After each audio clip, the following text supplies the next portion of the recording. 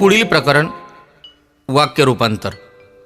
वाक्य रूपांतर म्हणजे काय तर वाक्याच्या मूळ अर्थाला बाधा न आणता एका प्रकारच्या वाक्याचे दुसऱ्या प्रकारच्या वाक्यात रूपांतर करणे म्हणजे वाक्य रूपांतर होय.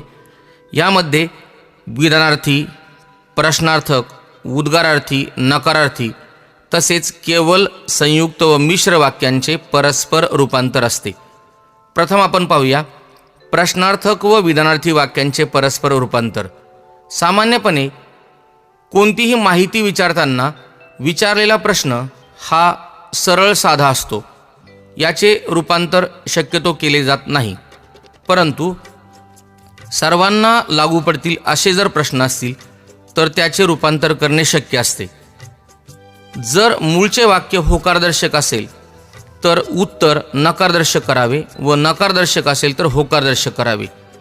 जसे शेक्सपियरची नाटके कोणाला आवडत नाहीत हा झाला प्रश्न व तो आहे नकारदर्शक. याचे उत्तर मात्र होकारदर्शक हवे. जसे शेक्सपियरची नाटके प्रत्येकाला किंवा सर्वांनाच आवडतात हे झाले विधानार्थी वाक्य. मध्यरात्री स्मशानभूमीत कोण जाईल हा प्रश्न होकारदर्शक आहे तर याचे उत्तर नकारदर्शक पाहिजे. जसे मध्यरात्री स्मशानभूमीत कोणीही जाणार नाही. आम्ही तुमचे उपकार कसे विसरू याचे विधानार्थी वाक्य होते आम्ही तुमचे उपकार मुळीच विसरणार नाहीत. मुलांच्या अभ्यासाची काळजी नको का हा झाला प्रश्न तर त्याचे विधानार्थी वाक्य होते मुलांच्या अभ्यासाची काळजी घ्यायला हवी. जगी सर्वसुखी असा कोण आहे हे झाले प्रश्नार्थक वाक्य. याचे उत्तर जगी सर्वसुखी असा कोणी नाही. हापूस आंबा सर्वांनाच आवडतो हे झाले विधानार्थी वाक्य. याचे प्रश्नार्थक वाक्य होते हापूस आंबा कोणाला आवडत नाही. पुढील वाक्य या तान्ह्या मुलाची काळजी करायला नको का त्याचे विधानार्थी वाक्य होते या तान्ह्या मुलाची काळजी करायला हवी. पुढील वाक्य अपमान केल्यास कोणाला राग येत नाही त्याचे विधानार्थी वाक्य होते अपमान केल्यास प्रत्येकालाच राग येतो. वाक्य रूपांतरणाचा दुसरा प्रकार म्हणजे उद्गारार्थी व विधानार्थी वाक्यांचे परस्पर रूपांतर. उद्गारार्थी वाक्याचे विधानार्थी वाक्यात रूपांतर करताना उद्गारार्थी वाक्यातील किती, काय, कोण तसेच केवलप्रयोगी अव्यय काढून टाकून वाक्याचा भाव कायम ठेवण्यासाठी पुढील प्रमाणे नवीन शब्द घ्यावेत. जसे सुंदरसाठी अत्यंत, उंची खोलीसाठी खूप, गर्दीसाठी अतोनात, वेगासाठी फार, तर मी डॅश डॅश झालो तर च्याऐवजी मला डॅश डॅश होण्याची फार इच्छा आहे अशी शब्दरचना करावी. जसे किती सुंदर चित्र हे झाले उद्गारवाचक वाक्य तर याचे विधानार्थी वाक्य होते हे चित्र अत्यंत सुंदर आहे. काय वेगात पळाला तो शर्यतीत फार वेगात पळाला.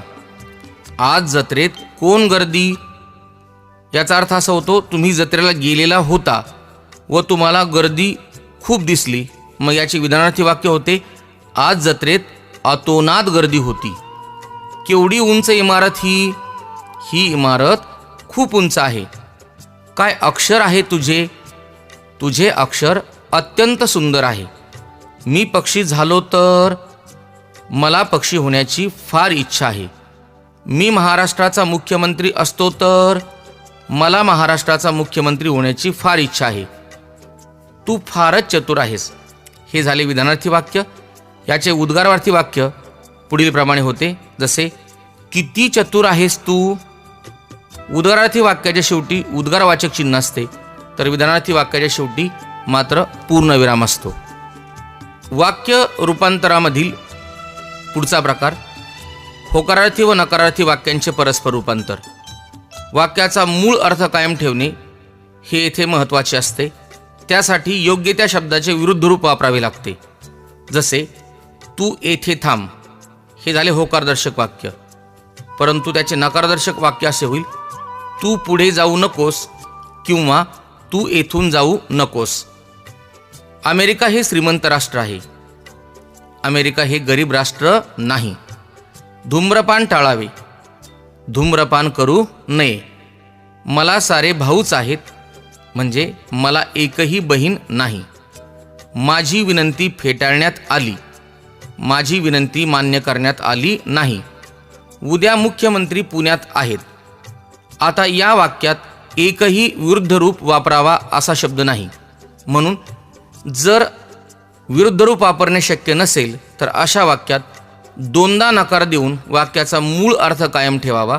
वाक्य नकारदर्शक होईल परंतु त्याचा मूळ अर्थ मात्र कायम राहील. जसे उद्या मुख्यमंत्री पुण्यात नाहीत असे नाही. माझ्याजवळ पैसे आहेत, माझ्याजवळ पैसे नाहीत असे नाही. ही काही वाईट कल्पना नाही, ही कल्पना बऱ्यापैकी आहे. आजचा पेपर खूप सोपा आहे, आजचा पेपर अजिबात अवघड नाही. गणेशचे चित्र खराब आहे, गणेशचे चित्र चांगले नाही. आपली सूचना माझ्या स्मरणात आहे, आपल्या सूचनेचे मला विस्मरण झालेले नाही. तू आता मोठा झालास, तू आता लहान नाहीस. पुढील प्रकार आहे केवळ संयुक्त व मिश्र वाक्यांचे परस्पर रूपांतर. जर एका पाठोपाठ दोन घटना घडल्यास त्यातील पहिल्या क्रियेला च प्रत्यय जोडून केवळ वाक्य आणि वापरून संयुक्त वाक्य तर जेव्हा तेव्हा वापरून मिश्र वाक्य करता येते. जसे गुरुजी वर्गात आले, विद्यार्थी उभे राहिले. यामध्ये गुरुजी वर्गात येताच विद्यार्थी उभे राहिले हे झाले केवळ वाक्य. आता आपण आणि वापरूया. जसे गुरुजी वर्गात आले आणि विद्यार्थी उभे राहिले हे झाले संयुक्त वाक्य. जेव्हा गुरुजी वर्गात आले तेव्हा विद्यार्थी उभे राहिले हे झाले मिश्र वाक्य. जर एका मोठ्या क्रियेच्या दरम्यान छोटी क्रिया घडली तर मोठ्या क्रियेला असताना प्रत्यय जोडावा. अशा प्रकारे केवळ वाक्य करता येते. त्याचबरोबर आणि वापरून संयुक्त वाक्य व जेव्हा तेव्हा वापरून मिश्र वाक्य करता येते. जसे मी फरशीवरून चालत होतो, मी पाय घसरून पडलो. मी फरशीवरून चालत असताना पाय घसरून पडलो हे झाले केवळ वाक्य. मी फरशीवरून चालत होतो आणि पाय घसरून पडलो हे झाले संयुक्त वाक्य. तर जेव्हा मी फरशीवरून चालत होतो तेव्हा मी पाय घसरून पडलो हे झाले मिश्र वाक्य. एक क्रिया करून दुसरी क्रिया केल्यास पहिल्या क्रियेला ऊनहून प्रत्यय जोडून केवळ वाक्य करावे. आणि किंवा व वापरून संयुक्त वाक्य तर जेव्हा तेव्हा वापरून मिश्र वाक्य करावे. जसे माझे वडील सकाळी 5 वाजता उठतात, ते फिरायला जातात. माझे वडील सकाळी 5 वाजता उठून फिरायला जातात हे केवळ वाक्य. माझे वडील सकाळी 5 वाजता उठतात आणि फिरायला जातात हे संयुक्त वाक्य. तर जेव्हा माझे वडील सकाळी 5 वाजता उठतात तेव्हा ते फिरायला जातात हे झाले मिश्र वाक्य. पहिल्या वाक्याच्या अगदी विरुद्ध बाजू दुसऱ्या वाक्यात असेल तर पहिल्या क्रियेला ऊनही प्रत्यय जोडून केवळ वाक्य, पण ऑब्लिक परंतु वापरून संयुक्त वाक्य तर जरी तरी वापरून मिश्र वाक्य करता येते. जसे त्याला निमंत्रण दिले, तो आला नाही. निमंत्रण देऊनही तो आला नाही हे झाले केवळ वाक्य. त्याला निमंत्रण दिले परंतु तो आला नाही हे झाले संयुक्त वाक्य. तर जरी त्याला निमंत्रण दिले तरी तो आला नाही हे झाले मिश्र वाक्य.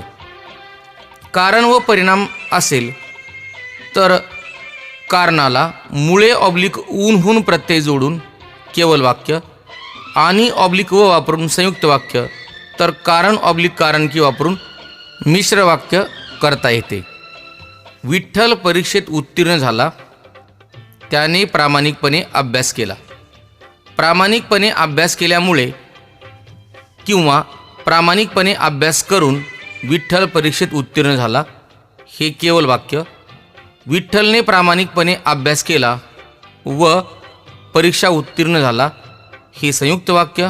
तर विठ्ठल परीक्षेत उत्तीर्ण झाला कारण की त्याने प्रामाणिकपणे अभ्यास केला हे झाले मिश्र वाक्य. पहिल्या कृतीवर दुसरी कृती अवलंबून असेल तर पहिल्या क्रियादर्शक शब्दाला ऊन प्रत्यय जोडून केवळ वाक्य तसेच आणि वापरून संयुक्त वाक्य करता येते. जसे रामूने काठी घेतली, त्याने कुत्र्याला झोडपले. रामूने काठी घेऊन कुत्र्याला झोडपले हे केवळ वाक्य, तर रामूने काठी घेतली आणि कुत्र्याला झोडपले हे संयुक्त वाक्य. कृती व उद्देशदर्शक वाक्याचे केवळ वाक्य करण्यासाठी उद्देशदर्शक क्रियापदाला साठी प्रत्यय जोडावा म्हणजे केवळ वाक्य होईल. म्हणून वापरून मिश्र वाक्य करावे. आमचे शरीर सुदृढ व्हावे, आम्ही योगासने करतो. याचे केवळ वाक्य शरीर सुदृढ होण्यासाठी आम्ही योगासने करतो. तर मिश्र वाक्य आमचे शरीर सुदृढ व्हावे म्हणून आम्ही योगासने करतो. दुसरी कृती होण्यासाठी पहिली कृती जर अट असेल तर पहिल्या क्रियापदाला वर प्रत्यय जोडून केवळ वाक्य करावे आणि वापरून संयुक्त वाक्य करावे. तर जर तर वापरून मिश्र वाक्य करावे. उद्या सुट्टी मिळेल, मी गावाला जाईल. उद्या सुट्टी मिळाल्यावर मी गावाला जाईल हे केवळ वाक्य. उद्या सुट्टी मिळेल आणि मी गावाला जाईल हे संयुक्त वाक्य. तर जर उद्या सुट्टी मिळाली तर मी गावाला जाईल हे मिश्र वाक्य. वाक्याचे इतर प्रकार. पहिला प्रकार आहे स्वार्थी वाक्य. जे वाक्य फक्त स्वतःचा अर्थबोध करून देते, म्हणजेच फक्त काळाचा बोध करून देते, ते स्वार्थी वाक्य असते. कोणतेही विधानार्थी वाक्य हे स्वार्थी वाक्य असते. मधू शाळेत जातो, राधा जोरात नाचली. दुसरा प्रकार आहे आज्ञार्थी वाक्य. व्यक्ती कितीही मोठी असली तरी तिला एखादे काम सांगितल्यास ती आज्ञाच असते. जसे मुलांनो रांगेत उभे राहा, परमेश्वरा मला पास कर. तिसरा प्रकार आहे विद्यार्थी वाक्य. विधी म्हणजे कर्तव्य. ज्या वाक्यातून इच्छा, कर्तव्य, योग्यता, शक्यता दर्शविली जाते त्याला विद्यार्थी वाक्य म्हणतात. यातील क्रियापदाला शेवटी वाविवे प्रत्यय असतो. जसे लवकर उठावे, आईवडिलांची आज्ञा पाळावी. चौथा प्रकार आहे संकेतार्थी वाक्य. जर तर अर्थाने जोडलेले कोणतेही वाक्य या प्रकारात मोडते. जसे पास झालो तर पेढे वाटील, जर अभ्यास केला तर पास होशील.